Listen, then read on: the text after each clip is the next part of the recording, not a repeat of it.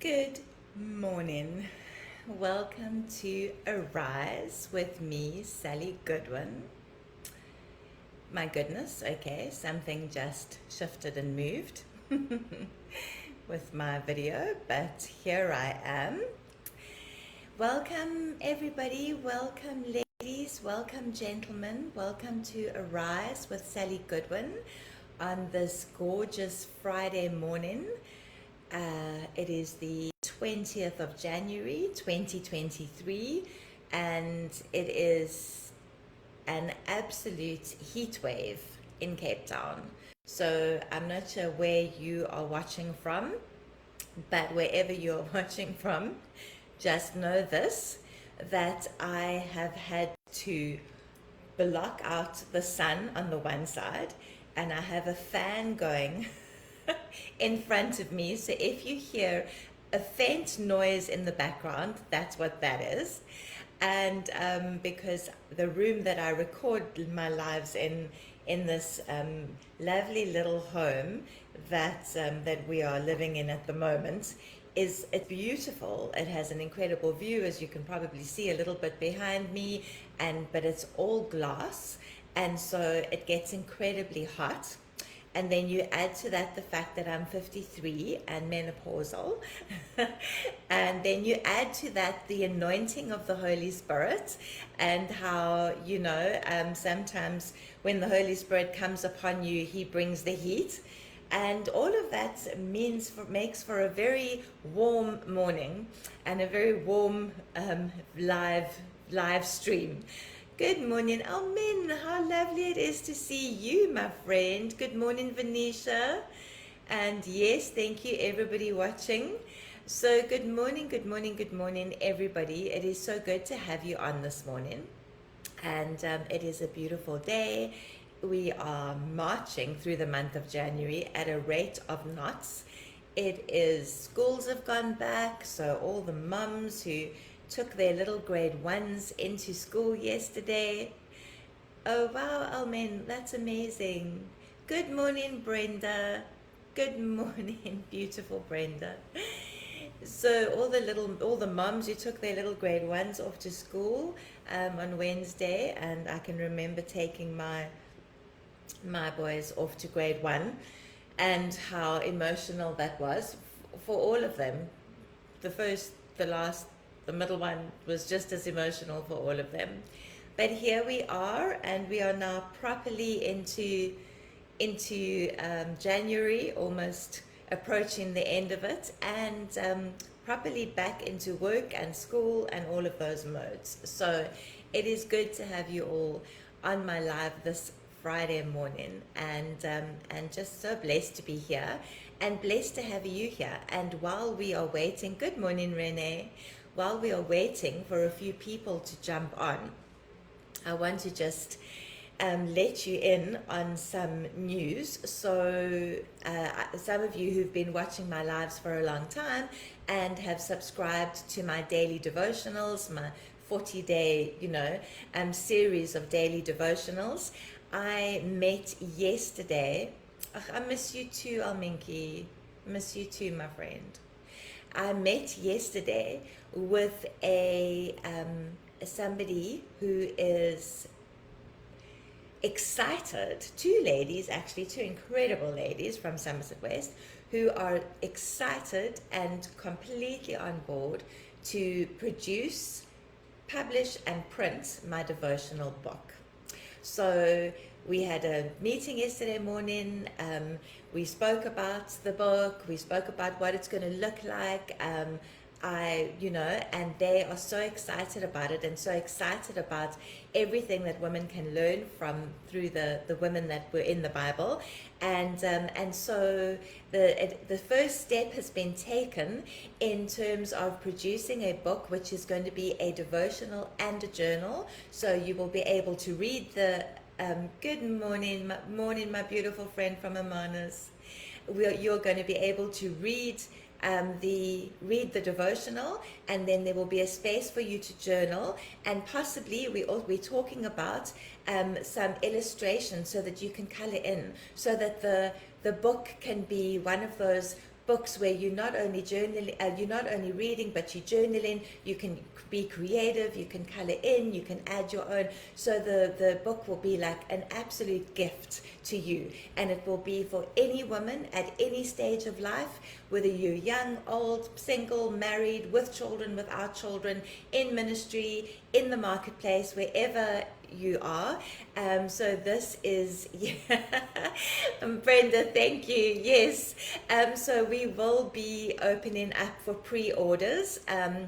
As soon as we've got some of the final things finalized, we're going to be opening up for pre-orders. So I just want to, I'm so excited for this. Stu, how lovely to see you, my friend. Good morning. Good morning.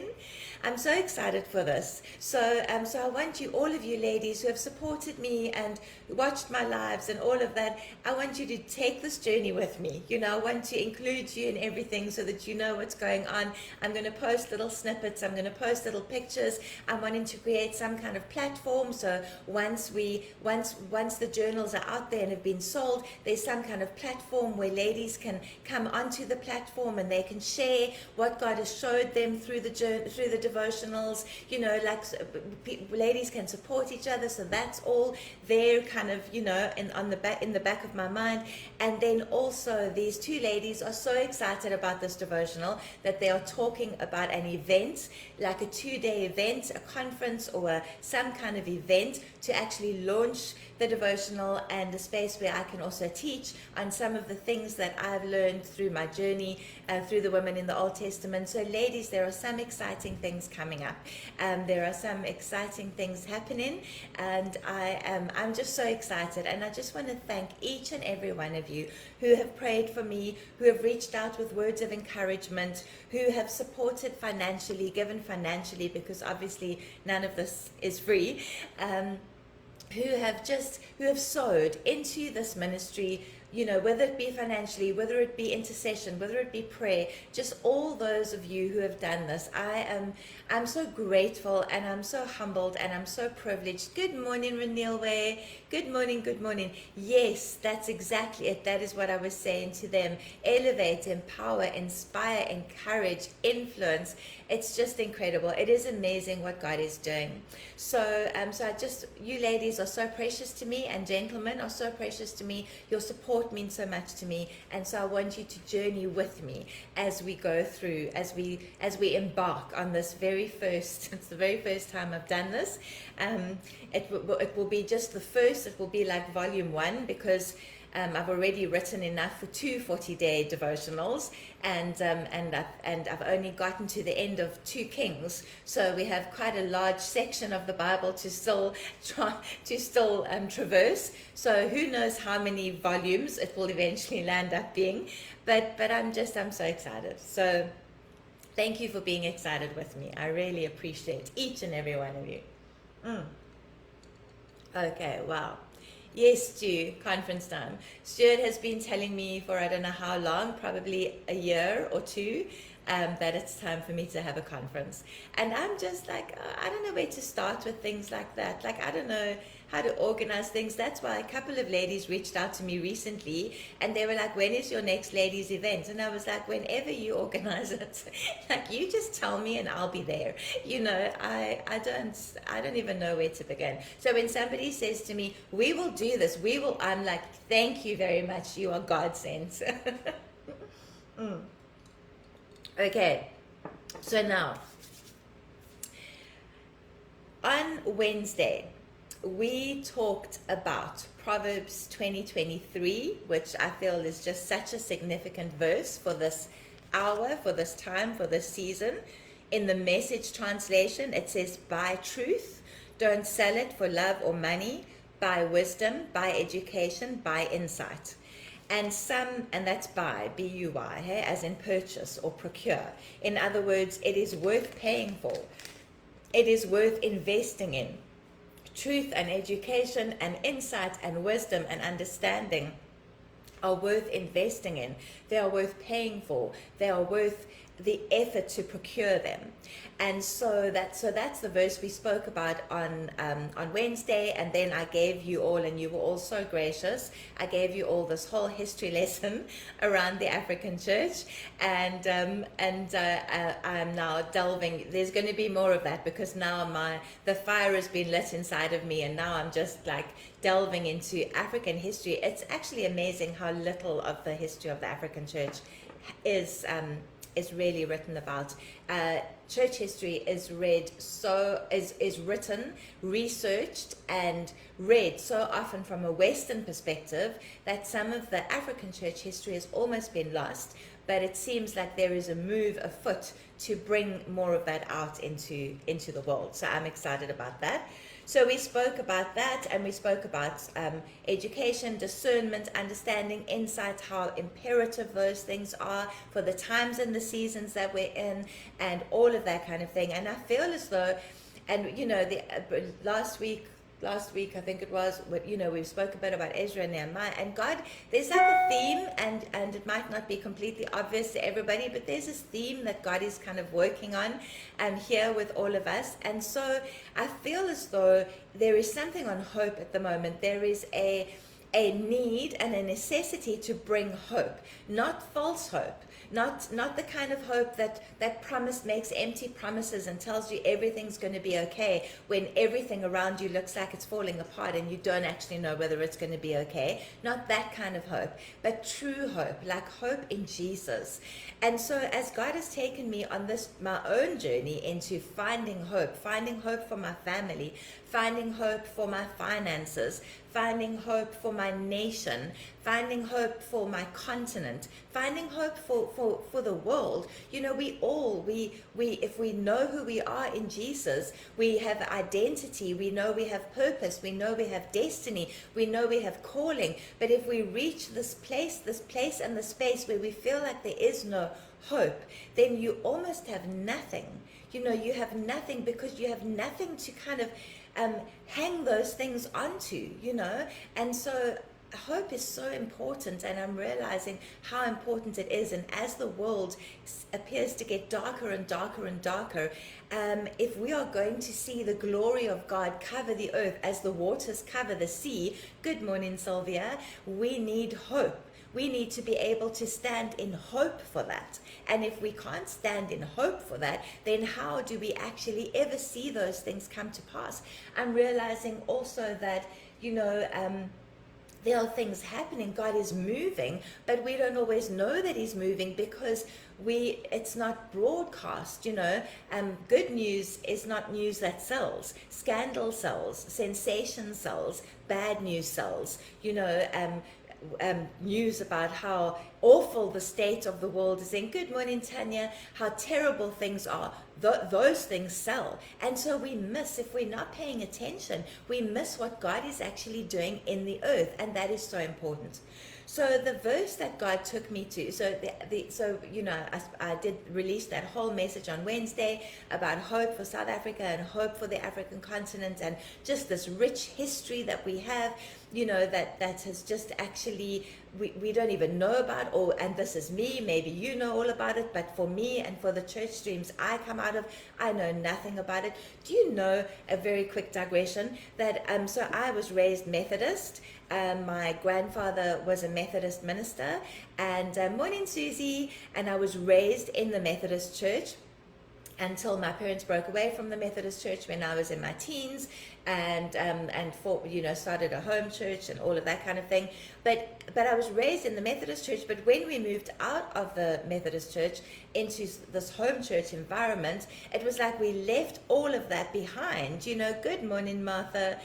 And we left all of that behind, and now I'm learning about the history of the Methodist Church. Now, please understand me. I'm not preaching denominationalism. I'm not, I'm not encouraging anybody to become Methodists or anything like that. But what I am saying is, we forget sometimes in in our desire, in our zeal to move ahead into the new things with God, we sometimes leave behind the legacy and the inheritance and the rich history that comes from what went before. We can't spend our lives looking back. That's what I've always said to you ladies. We can't look back. We can't, God isn't going to do the same thing, exactly the same thing again. But we need to mine for the gold in what has gone before and bring that with us, and there's just this rich history. I've been reading the history of the Methodist Church in South Africa, in Africa actually, and what they did, and it's amazing, it's incredible. These men and women who were sold out for Jesus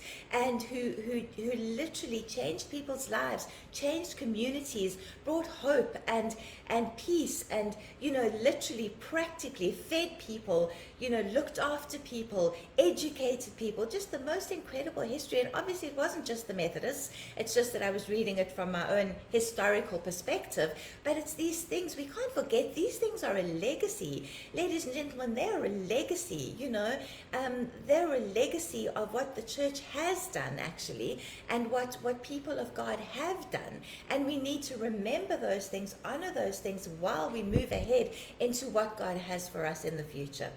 So, beautiful sunny days and my allergies play up slightly.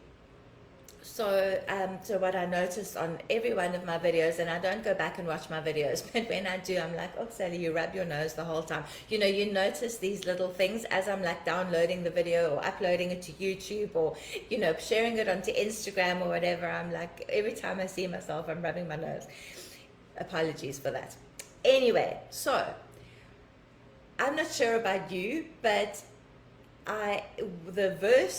one of the most often quoted verses in the Bible when it comes to a future and a hope. I guarantee you that every single one of you know which verse I'm talking about. And it is the verse from Jeremiah 29, chapter 11. This verse is, you see it on bumper stickers, you see it on people's profiles, you see it everywhere. Just this verse from Jeremiah 29 verse 11. You see Jeremiah 29 verse 11 everywhere. It is like, and people just cling to that verse and they prophesy that verse over themselves, and there's nothing wrong with that per se. And so we know it says, for I know the thoughts and plans that I have for you, says the Lord. Thoughts and plans for welfare and peace and not for evil, to give you hope in your final outcome.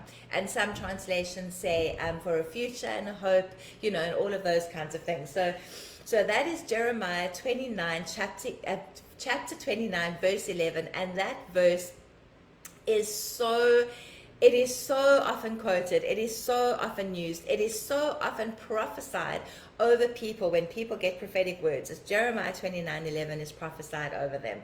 And Jeremiah 29:11 is a brilliant verse. It is definitely a verse to receive.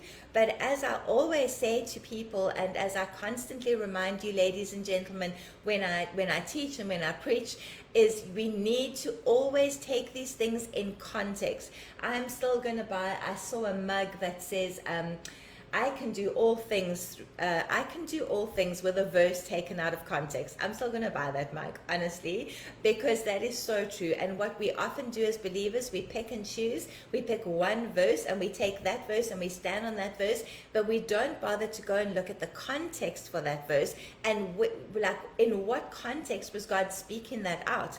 So, and my husband and I were having this conversation after I released that word on Wednesday. We were having this conversation, and my husband actually said, wow, Jeremiah 29:11, because he also loves that verse. And then he was like, wow, and I've actually just read, because I always say to him, love, don't just read one verse, read the whole chapter, read the whole thing, don't just go with the one verse, like read what's on either side of the verse, see what God is saying. And he's like, wow, I've always loved that verse, and now I've read the backstory and the story in front of it, and I'm like, oh my goodness. And while he was saying that to me, God was like, pay attention, Sally, pay attention. Good morning, Arena. Ladies and gentlemen, please like and share. please, I ask nicely. If you enjoy my teachings, if you love what I have to say, please like and share. I have Facebook, I have Instagram, I have YouTube, I have a website which is going to be under construction shortly. I have lots of things. Please like and share and spread the message. The word of the Lord, not for me. You're not selling me or spreading me. It's not like, oh wow, Sally's so amazing. It is the word of the Lord that we are putting out there. So thank you for that. Okay, so Jeremiah 29:11. For I know the thoughts and plans I have for you, plans for a future, plans for a hope, plans for a positive end. But I want to put Jeremiah 29:11 within context for us. And this, I want you to listen to this message from your own individual perspective. I want you to listen to this message from the perspective of our nation. I want you to listen to this message from the perspective of what is happening in the world today. Whatever perspective you feel Holy Spirit nudging you to apply to what I'm speaking about this morning, I want you to take this message and apply it to that. So here we have this verse in Jeremiah 29:11. But if we go back, and because if you listen to my messages last week from Ezra and Nehemiah, so Ezra and Nehemiah were around at the time when the Israelites were all in exile in Babylon, and Ezra and Nehemiah were allowed to go back to Judah and rebuild, where Ezra rebuilt the temple and Nehemiah rebuilt the walls of Jerusalem. They were allowed to take those people, a remnant of people who wanted to go with them, and it was only actually just under 50,000 people, where there were somewhere around between 1 and 2 million people in exile. Only around 50,000 of them actually left exile and went back to Judah to rebuild the temple and to rebuild the walls of Jerusalem. And sometimes when we read the Bible, we tend to read it chronologically, and it is not always chronological. And also we tend to read, like people like Ezra and Nehemiah and Jeremiah and Isaiah, we tend to read them as if they were existed in their own like time continuum, like Jeremiah was on his own at one time, and actually they overlapped in many places. Some of them were prophets at the same time in the history of Israel. They were prophesying. Some of them are prophesying from the north, some of them are prophesying from the south, some of them are prophesying from here, and they actually overlap. They were bringing different messages from the Lord at the same time in Israel's history, because we see in part, we prophesy in part, and it takes all of us together to bring the full picture. So we need to read the Bible in context. We also need to understand the chronology of the story of the Bible, so then it actually just makes more sense when you know the chronology of the Bible, and you know who was doing what, where, and when. It makes so much more sense when you actually read it. So take the time to find those things out. So here we have, if you go to the beginning of Jeremiah chapter 29, and you read verse 1, it says, "Now these are the words of the letter that Jeremiah the prophet sent from Jerusalem to the rest of the elders in exile, and to the priests, the prophets, and all the people whom Nebuchadnezzar had carried away captive from Jerusalem to Babylon." And if you ladies had subscribed to my last 40 days devotional, you would have learned about all the queens of Israel who lived through the book of 1 and 2 Kings, and then finally the queens who were actually taken into exile with the rest of the people. So what happened was Nebuchadnezzar had come. He had overthrown the Judah, Jerusalem, and he had taken into exile all the royal family, the priests, the craftsmen, anyone of any value, the elders, the very influential, the very intellectual, anyone of any value, he had taken into exile. He had captured them and he had taken them back to Babylon. So all of these people who played a significant role in Israel and had a significant space within the Israelite culture were taken away into Babylon, into exile. And Jeremiah was left behind in Jerusalem with the people who were left, who were really the people that the Babylonians didn't feel carried any value. They were the poor, they were the stragglers, the ones who the Babylonians didn't see as carrying anything of any value, and so they were just left behind in Jerusalem. And later on, if you follow the story of Jeremiah, later on, they were all then taken into exile, including Jeremiah, or they all decide to leave and Jeremiah is forced to go with them. He continually tells them that they need to stay in Jerusalem, but they choose exile. They're taken into exile, and Jeremiah is forced to go with them, even though he has told them they should stay. Ice water, ladies. No coffee this morning because otherwise I'll just be way too hot. Okay, so Jeremiah is writing this letter to the Israelites who are already in exile in Babylon. He's writing this message to the Israelites who are already in exile in Babylon. Why is he writing this message? So the next couple of verses of Jeremiah chapter 29 just explains, the whole situation and who was sending the letter and who took the letter and who did everything. And then verse 4 says this: "Thus says the Lord of hosts, the God of Israel, to all the captives whom I have caused to be carried into exile from Jerusalem to Babylon." So God is saying to them that this is a message from me to all the people that I have caused to be carried into exile. Now, we read this and we're like, oh yes, no, we know, because Israel was warned about this and was warned about that and was warned about all the things, and then because they didn't listen and they didn't pay attention to the Lord and they didn't do what God had said, they then went into exile. And I think sometimes we assume that every single Israelite paid no attention to what God had said, and so they were all forced to go into exile.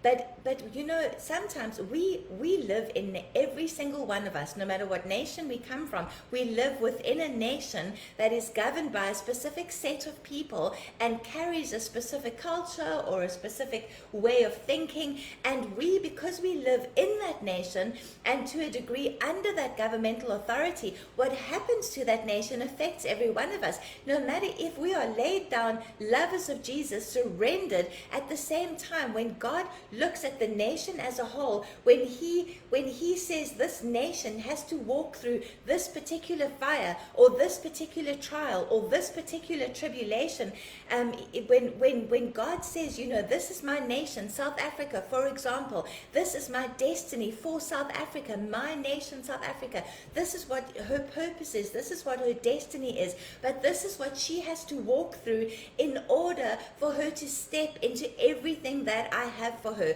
These are the things, this is the fire she has to walk through, this is the purification she has to go through, these are the things she has to suffer through in order to step into everything I have for her. And then us, as the people who live within that nation, within that time, we are in the situation where we walk through those things with our nation because we have no other choice, because that's where we live. And sometimes I think we forget that there are things that happen on the earth that God allows to happen, that God causes to happen, because he sees the end result. He sees the bigger picture. He sees the hope and the future. And we just think that if something is hopeful, it has to look beautiful and it has to be fantastic, and we have to be like, wow, this is all amazing, this is so hopeful. But no, what God calls us to do is find hope in the seemingly hopeless circumstances. And so we blame the enemy, we blame, the government, we blame the fact that, our whole entire nation isn't Christian, we blame the government's stance on Israel, and none of those things are incorrect.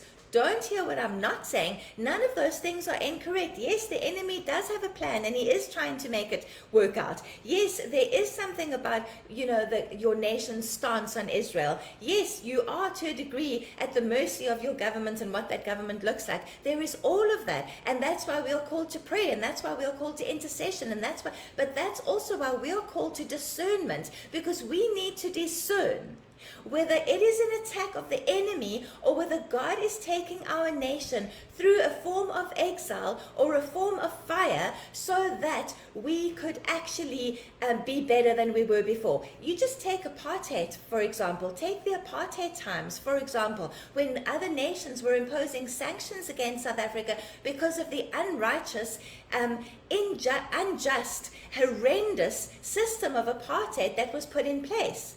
And so we, as a church, there was a possibility, and I was young then, so I don't know, but I'm just putting it out there, that as churches, there could have been people who are like, this is the enemy is seeking to derail South Africa, the enemy is stirring up the nations of the earth against South Africa, and God's like, no, actually, no, that is me, because this system of apartheid has to fall, this racism and racial segregation has to fall, and in order for it to fall, I am stirring up the nations of the earth to actually stand against South Africa, so that you are brought to a point where you have to actually re-look at the laws and the things that you have put in place. So, so we are very quick to blame the enemy, and we have an enemy, and he is wandering around like a lion, and he does seek to devour, and he does want to steal, kill, and destroy, and he does want to derail the destiny of our nation. But we need to discern.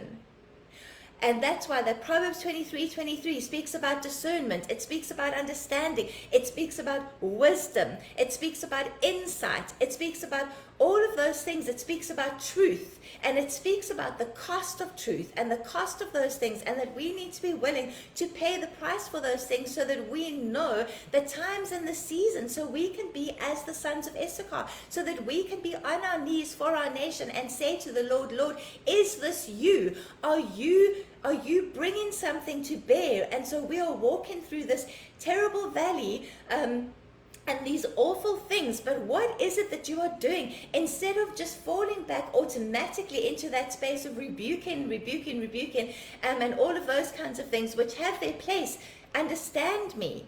It could very well be the enemy, but we need to discern as a church, as a body of believers, as laid down lovers of Jesus, what it is that God is doing for our nation at this time. And whatever nation you are from, it's the same thing. So here God is saying, I took you into exile, me. And not because every single of the however many million Israelites there were anti-God or hadn't obeyed. But a significant amount of them, and including the kings and the queens and the leaders of the Israelite nation, had disobeyed. And the people of the nation suffered the consequences of the disobedience of the leaders. And that is what happens in a nation. Okay, so then we move on to verse 5. Jeremiah chapter 29, verse 5 and 6. Build yourselves houses and dwell in them. Plant gardens and eat the fruits of them. Take wives and have sons and daughters. Take wives for your sons and give your daughters in marriage, that they may bear sons and daughters. Multiply they and do not be diminished. What is God saying? He's saying to the Israelites, you're going into exile, and it's not just going to be 6 months. It's not just going to be, there are some of you who will die in exile. There are some of you who will be born in exile, who will come back, return one day to Judah, to Jerusalem, and you had never lived there.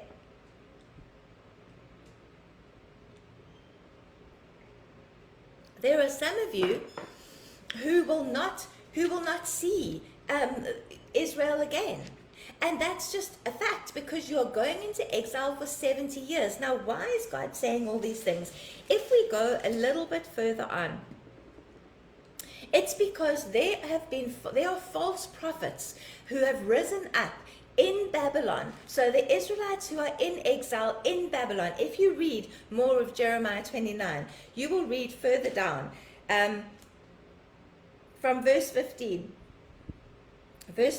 onwards, where God says to the Israelites, there are false prophets that have risen up in exile in Babylon, and they are prophesying falsely. So these false prophets had risen up, and they were saying, it's going to be fine. This isn't going to be long. Let's just hold on, and wait for this to end. It's not going to be 70 years. It's not going to be that long. So I want you to understand the difference between prophesying hope, true hope.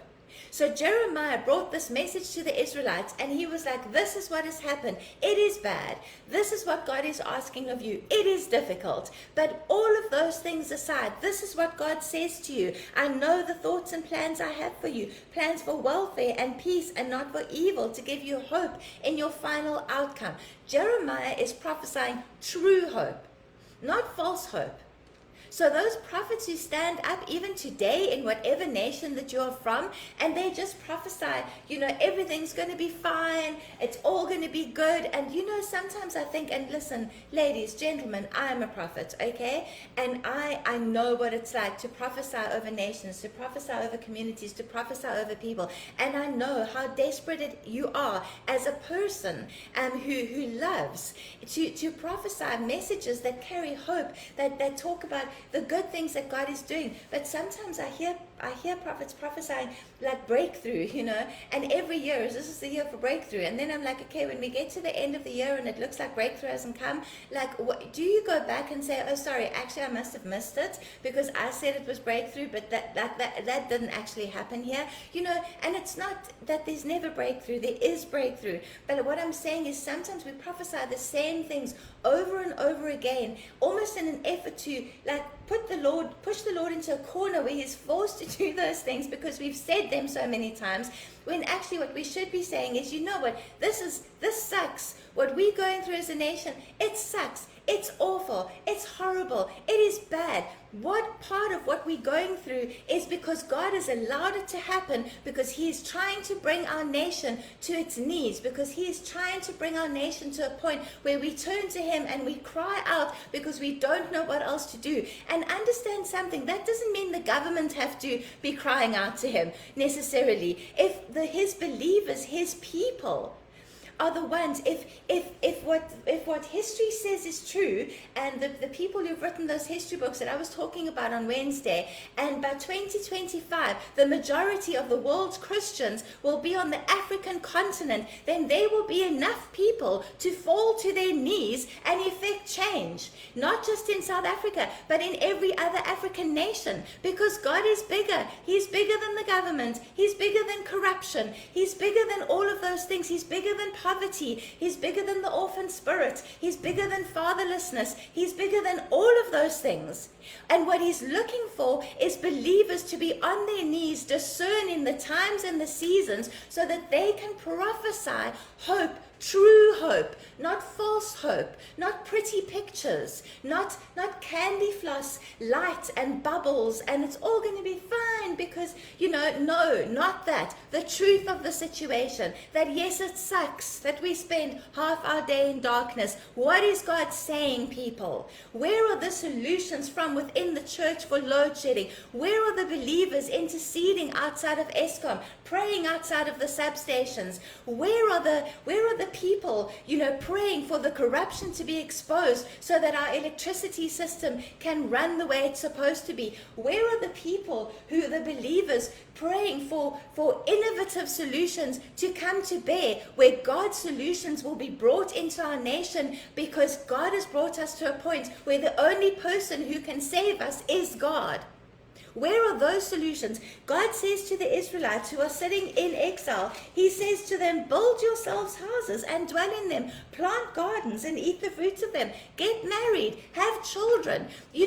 How many people do you hear say, I don't want to bring children into this world? And sometimes I think the same thing. Sometimes I wonder what the future looks like for my 3 white male boys. What does it look like for them? I don't know. But God is saying, live life. Don't stop living life. Do you know the amount of times that the rapture has been prophesied, that people have prophesied a date and a time for the rapture? If you believe in the rapture, we can debate that another day. Not getting into that here, but the amount of times that people have prophesied a date and a time for the rapture, or for Jesus to return. Let's just talk about it as the return of Jesus, for Jesus to return. And because the church has sat and waited for that day and that time to come to pass, and things have happened on the earth, laws have been passed, and the church was sleeping, and actually they weren't sleeping, they were just waiting for Jesus to come back and take them away so they didn't have to deal with all of this stuff. We do not know when Jesus is coming back. We can prophesy, we can have some kind of a vague thing, we can seek the Lord on that, but what God calls us to do, we are exiles in a foreign land. As believers, we are exiles in a foreign land on earth, because our home is in eternity with God. But the point is, God is saying, don't sit on your butt and wait for me to come back. Don't sit on your butt but and wait for me to deliver your nation. Live your life. Put roots down, build houses, dwell in them, plant gardens, get married, have children, keep going. The circle of life continues, and you continue to do that, whether no matter what, because that is what life looks like. That is what life looks like in Jesus, because of hope. You do it because you have hope for a future that God has spoken over us. And it goes on, and he goes on, and he said it's not only saying like build there and live there. Bearing in mind, understand something, the Israelites were in exile in a foreign land under a foreign king. And he says, not only build, don't just live your life there for the next 70 years, but seek the peace and welfare of the city to which I have caused you to be carried away captive, and pray to the Lord for it. Seek the peace and the welfare of the city. Here you are in exile, Israelites. Instead of moaning and complaining and grumbling, instead of refusing to have anything to do with the city that you live in, because you didn't want to be there and that wasn't your choice, God is instructing them to seek the peace and the welfare of Babylon. To pray for Babylon. To pray that Babylon would be blessed. He's asking them to bless Babylon. To pray for the peace and the welfare of Babylon, because he says, in the welfare of the city in which you live, you will have welfare. And we can be like, I'm just living my life on earth for Jesus until I get taken up, until, death takes me, or whatever it is, and I get taken up into eternity. God is saying that's not how God expects you to live your life.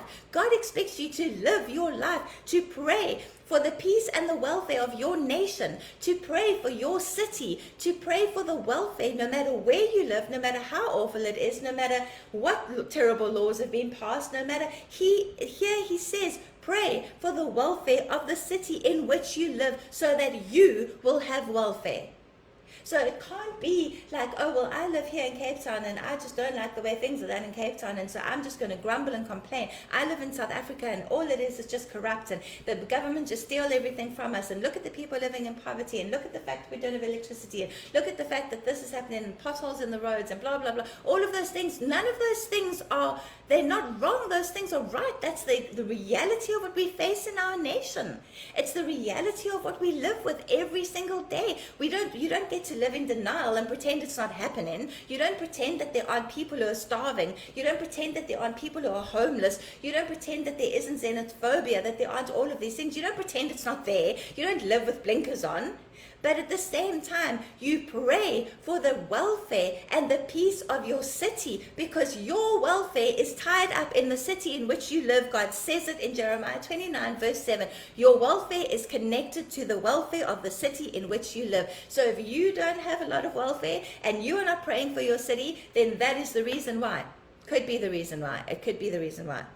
And he goes on and he tells the Israelites in verse 8 not to listen to the false prophets who would deceive you. That he says in verse 9, they prophesy falsely in my name. I have not sent them. And then he goes on to say, when the 70 years are completed for Babylon, I will visit you and keep my good promise to you. When this time is up, this time of suffering, this time of trial, whatever it is we're going through, I will visit you. I will keep my promise. God is saying, I will keep my promise over South Africa. I will keep my promise over Africa. When this time is up, when the time of trial has been walked through, when you have gone through the fire, when the purification has happened, when my believers are prostrate on their faces before me, when the time is up, I will keep my promises. I will keep my promises. God is a God of covenant, and when he makes a promise that is from him, he does not go back on that. He keeps that promise. And then he goes on again to say that I know the thoughts and plans that I have for you. Then verse 12, then you will call upon me and you will come and pray to me, and I will hear and heed you. And then verse 13, then you will seek me. You will seek me, and in the Amplified it says, inquire for and require me as a vital necessity. And you will find me when you search for me with all your heart. Ladies and gentlemen, are we searching for the Lord with all our hearts? Are we searching for the Lord with all our hearts for our nation? Are we praying for the welfare of our city? Are we praying for our government and our leaders, no matter what we think about them, or how much we might not agree with them, or how much we might just, have an issue with them? Are we praying for their welfare? Are we praying for our government leaders? Are we praying for the political parties that we do not support? Are we praying for the welfare of our cities and the welfare of our nations? Are we seeking God? Are we seeking Him with all our heart? Because His promise in Jeremiah 29 is that when we seek Him with all our heart, then He says in verse 14, I will be found by you, says the Lord, and I will release you from captivity and gather you. I will release you from captivity and I will gather you when you seek for me with all your heart. And what does it look like to seek God with all our heart? That means when we seek God with all our heart is not just for ourselves. We are not just praying to the Lord, and we are not just saying, God, move me to a suburb where there is no load shedding. Give me a home where there is no load shedding, Jesus, because we know that if you're near a hospital, sometimes if you're near a government residence, people in those areas don't get load shedding. And there are people in various areas that don't experience load shedding. And so your prayer, if you're praying that God moves you to a place that there is no load shedding in terms of your suburb, is that seeking God with all your heart, or is that seeking God with all your heart for you? But are you seeking God with all your heart for your city, for your nation? Are you praying? In Cape Town, we are blessed by the fact that the city of Cape Town manages to often keep our load shedding one level less than the load shedding experienced by the rest of the nation. Are you praying, if you live in Cape Town, are you blessing the fact that the city does that for us, whether you agree with their politics or don't agree with their politics? And are you praying that they will continue to be able to do that there will be people who will step forward with innovative solutions in this time? Is this a time, are we walking through darkness so that we can bring light to a world who will walk through darkness one day, physical darkness? Is there a time coming, that where electricity is going to be an issue around the earth, or in nations who have never experienced an issue with electricity before, and we will get to step up and be like, you know what, we know what that looks like, we've walked through that reality, we have solutions? Is that what it's called? Is that what is called when you're called to be a Joseph for the nations? Are you called to have solutions to problems that other nations may face in the future? And how do you have solutions to those problems if you have never walked through those problems yourself? And so we need to, ladies and gentlemen, this is a message of hope. It might not feel like it to you, and sometimes people do say to me, Sally, the hard messages, and and you want to hear the messages that tickle your ears, and you want to hear the messages that are all like, it's going to be fine, it's going to be perfect, 2024, we'll get, the ACDP, if you believe in them, for example, will be voted in, and we'll have a Christian government, everything's going to be perfect. I'm not that kind of prophet, I'm afraid. I'm more a Jeremiah prophet. I'm more a prophet who's like, you know what, I can give you hope, but it's going to be realistic hope. I can give you hope, but it's not a false hope. And I can give you a hope that is only founded in Jesus. I'm not going to give you a hope in any other person. I'm not bringing the hope to you myself. I'm not doing any of those things. I can bring hope, but I'm going to bring hope that is founded firmly in Jesus, because that is the only hope that we have. The only hope. I want to read to you very quickly, because I'm going over time yet again. I want to read to you very quickly what it says in the Message translation about Jeremiah 29, verse 11. And it says here, here, I'm going to read just one or two quickly before we go. Yes, believe it or not, this is the message from God of the angel armies, Israel's God. Don't let all those so-called preachers and know-it-alls who are all over the place there take you in with their lies. Don't pay any attention to the fantasies they keep coming up with to please you. They're a bunch of liars preaching lies and claiming I sent them. I never sent them, believe me. This is God's word on the subject. As soon as Babylon's 70 years are up, and not a day before, I'll show up and take care of you as I promised and bring you back home. I know what I'm doing. Pay attention to this, ladies and gentlemen. I know what I'm doing, says the Lord. I have it all planned out. plans to take care of you, not abandon you, plans to give you the future you hope for. When you call on me, when you come and pray to me, I'll listen. When you come looking for me, you'll find me. Yes, when you get serious about finding me and want it more than anything else, I'll make sure you won't be disappointed. And it says in the message, that is God's decree. When you get serious about finding me and want it more than anything else, I'll make sure that you won't be disappointed. Ladies and gentlemen, when we get serious about seeking the Lord, about what our nation is walking through, and instead of just immediately engaging in spiritual warfare or immediately rebuking a plan of the enemy, actually asking the Lord for discernment to know, is there something you are allowing to happen, God, so that your people get on their knees and seek your face with all their hearts, so that you then can find them and bring the hope and the future that they are longing for. Let us be people who know the times and the seasons. Let us be people who can discern when something is what God is doing and when something is what the enemy is doing. Let us be people who seek the face of God and know that our hope is only in him. Let us be people who pray for the welfare of our cities, who pray for the welfare of our leaders, who seek God's heart for our nation, who know that we don't necessarily need the person at the top to change. We need the believers on the ground to be flat on their faces before God, seeking his face for our nation. And that is for any nation, whatever nation that you're watching this from, that is applicable to your nation. That is what we are called to do as believers. And when you do that, then you can walk in the promise of Jeremiah 29:11 that says God has a future and a hope.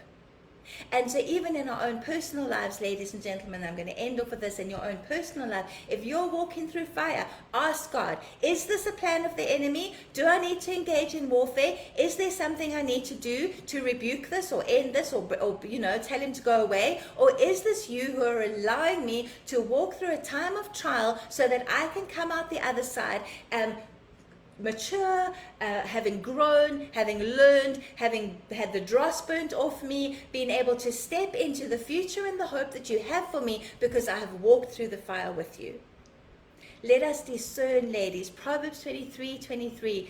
Buy truth. Do not sell it for love or money. Wisdom, discernment, understanding, insight, those things are enormously important at this time. Okay, and now I've gone on way too long. Ladies and gentlemen, bless you.